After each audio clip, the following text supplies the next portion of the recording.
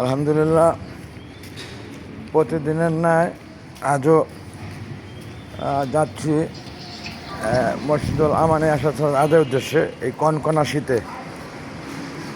শীতে আজ 5ই জানুয়ারি 2026 রোজ সোমবার।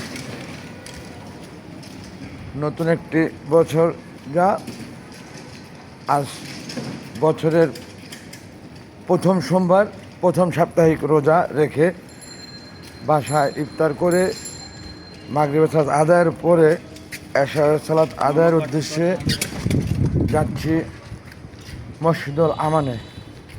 সকলের কাছে দোয়ার প্রত্যাশা, সুস্থ সুন্দরভাবে যেন সালাত আদায়ের শেষে ফিরতে পারি বাসা। ধন্যবাদ যারা সমষ্টি করে দেখলেন, ধন্যবাদ তাদেরকে। আসসালামু আলাইকুম ওয়া রাহমাতুল্লাহি ওয়া বারাকাতুহু। আল্লাহ হাফেজ।